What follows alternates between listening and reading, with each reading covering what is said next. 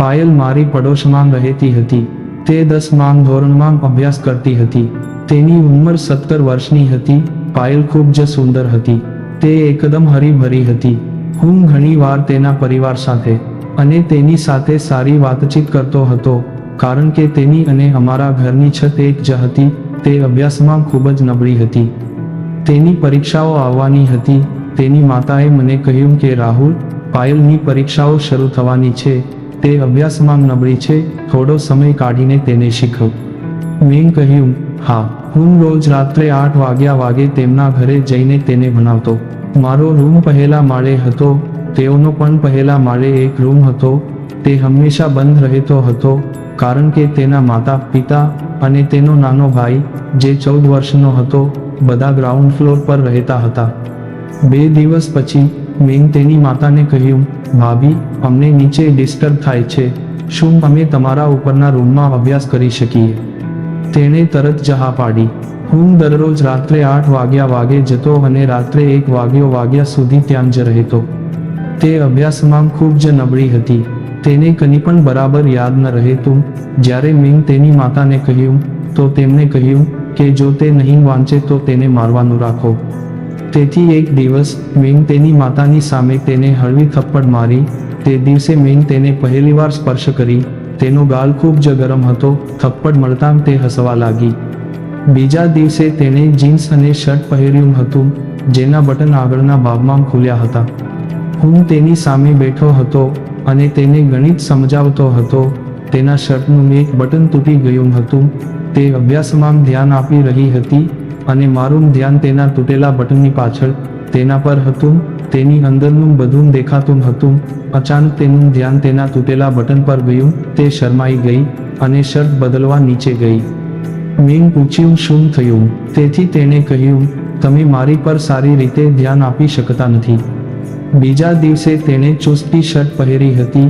મારું ધ્યાન ત્યાં જ હતું. તેણે પૂછ્યું, શું થયું રાહુલ? તમારું ધ્યાન ક્યાં છે? મેં કહ્યું, મારું ધ્યાન તમારા પર છે. તેણે શરમ અનુભવી કહ્યું, આ તમે શું કહો છો? મારી હિંમત વધી. મેં હળવાશથી તેના ગાલ પર થપ્પડ મારી અને પ્રેમથી સ્મિત કર્યું. જવાબમાં તે પણ હસી. મારી હિંમત વધુ વધી. મેં તેના બંને ગાલ પકડીને તેના હોઠ પર પપ્પી કરી. તે ખસી ગઈ અને બોલી, રાહુલ, મમ્મી આવી જશે. પછી અમે પાછા ભણવા લાગ્યા. બીજા દિવસે તેના માતા પિતા અને તેનો ભાઈ કોઈ કામ માટે બહાર ગયા હતા. જતી વખતે તેની માતાએ મને કહ્યું કે ચેતન, પાયલ ઘરે એકલી છે. તું રાત્રે અમારા ઘરે સૂઈ જજે. હવે જાણે મારી ઈચ્છા પૂરી થઈ ગઈ. હું રાત્રે 8 વાગે તેના ઘરે ગયો. તે ગ્રાઉન્ડ ફ્લોર પર હતી. આજે તેણે સુંદર કાળી નાઇટી પહેરી હતી. અમે 2 કલાક અભ્યાસ કરતા રહ્યા. બાદમાં તે તેના રૂમમાં જઈને સૂઈ ગઈ. હું બહાર હોલમાં સૂઈ ગયો. ત્યાં અચાનક લાઇટો જતી રહી.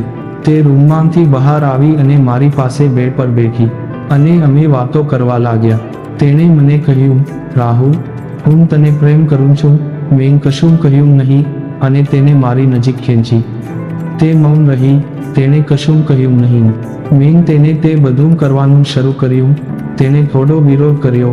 પછી લાઇટ આવી તો મેં જોયું કે તેનો ચહેરો સંપૂર્ણપણે લાલ થઈ ગયો હતો અને તેની આંખો જાતે જ બંધ થઈ ગઈ હતી.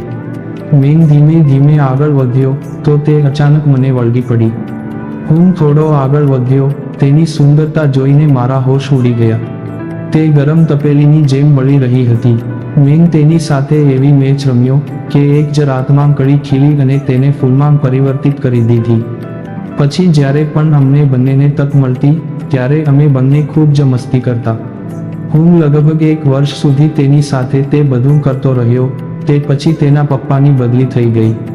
ત્યારથી આજ સુધી હું તેને મળ્યો નથી. તે મારા જીવનની સૌથી સુંદર કડી હતી, જેને ઈશ્વરે મને ઇનામ તરીકે ફૂલમાં ફેરવવાની જવાબદારી આપી હતી. તેની સાથે મોબાઈલ પર વાતચીત થઈ રહી છે. હું ફરી એકવાર તેની સાથે રહેવા માંગુ છું અને હું ફક્ત આ તક શોધી રહ્યો છું.